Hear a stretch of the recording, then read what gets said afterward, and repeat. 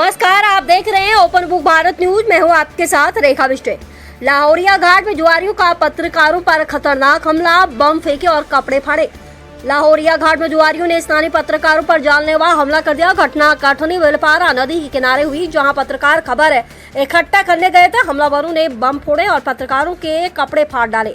घटना की जानकारी देते हुए स्थानीय पत्रकारों ने बताया कि लहरिया घाट क्षेत्र में जुए की घटनाओं पर खबर बनाने पहुंचे थे, तभी जुआ खेल रहे कुछ लोगों ने उनके ऊपर हमला बोल दिया। हमलावरों ने पहले गाली गलौज की, फिर बम फेंके और फिर लाठी डंडों से मारपीट की। हमले में कई पत्रकार घायल हो गए। प्रत्यक्षदर्शियों के अनुसार हमलावर जुए के अड्डे की खबर छिपाने के लिए इस वारदात को अंजाम दिए। घायल पत्रकारों को इलाज के लिए अस्पताल पहुंचाया गया। लाहौरिया घाट के स्थानीय पत्रकारों ने इस घटना की निंदा करते हुए प्रेस की आजादी पर यह सीधा हमला बोला। हम अपनी ड्यूटी निभा रहे थे, लेकिन जुआरियों ने हमें मारकर खबर दबाने की कोशिश की। अभी तक पुलिस ने इस मामले में कोई आधिकारिक बयान नहीं जारी किया। घायल पत्रकारों ने लाहौरिया पुलिस स्टेशन में शिकायत दर्ज कराई है। प्रेस संगठनों ने घटना की जांच और दोषियों की गिरफ्तारी की मांग की है। घायल पत्रकारों की हालत स्थिर बताई जा रही है। मामले की जांच जारी है।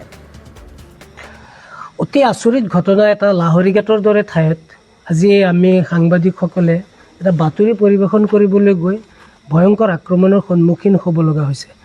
আমাক আজি দিনৰ 3:30 মান বজাত এটা ইনফৰমেশ্যন পাইছিলোঁ যে কাঠনি বিলপাৰ চেনিমাৰী বুলি কয়, সেই চেনিমাৰীত জুৱা খেল চলি আছে, বহুত ডাঙৰ জুৱা খেল চলি আছে। সেই ইনফৰমেশ্যনৰ ভিত্তিত আমি 5জনমান সাংবাদিক তালৈ গৈছিলোঁ আৰু যেতিয়া ভিজুৱেল লৈ আছিলোঁ, ভিজুৱেল লোৱাৰ লগে লগে তেওঁলোক এনেকৈ আমাক আক্ৰমণ কৰিবলৈ ধৰিলে। আমাৰ বুম ভাঙিছে, তেওঁলোকে মোবাইল চব কাঢ়ি লৈছে, আমাৰ ফুটেজবিলাক তেওঁলোকে তাত ডিলিট কৰিছে। আমি ৰিকভাৰীৰ চেষ্টা কৰিছোঁ। ৰাইজে কিছুমান ভিজুৱেল লৈছিলে, সেই ভিজুৱেলখিনি আমি কালেক্ট কৰি আছোঁ। সেয়া দেখিলে স্পষ্ট হৈ পৰিব। আৰু এটা কথা অতিকে বেয়া লাগিছে আজি, যে সংবাদ ক্ষেত্ৰখনত সাংবাদিকসকল প্ৰায়ে আক্ৰমণৰ বলি হয়। কিন্তু আজি যেতিয়া আক্ৰমণ হৈছিলে, আমাৰ সতীৰ্থ সাংবাদিক দীপজ্যোতি ডেকাই লাহৰীঘাট আৰক্ষী বিষয়াক ফোন কৰিছিলে, আৰু ফোন কৰাৰ পিছত জুৱাৰীসকলে তাৰ মোবাইলটো কাঢ়ি লৈ যায়। কাঢ়ি লৈ যোৱাৰ পিছত তাৰ পৰা বোলে 6-7 বাৰমান থানাৰ পৰা কল বেক কৰিছে। কিন্তু প্ৰায় 2 ঘণ্টা সময় আমাক তেওঁলোকে অত্যাচাৰ কৰিলে, তেওঁলোকে শাৰীৰিকভাৱে আমাক আক্ৰমণ কৰিলে। কিন্তু এই 2 ঘণ্টা সময়লৈকে আমি তাতে আবদ্ধ হৈ তেওঁলোকে যেনেকৈ যি কৈছে তেনেকৈ আমি কৈ কোনোমতে প্ৰাণ বচাই আহিব লগা হ'ল। আৰক্ষীক খবৰ দিয়াৰ পিছতো আৰক্ষীয়েও কিন্তু এই পৰ্যন্ত ব্যৱস্থা লোৱা নাই।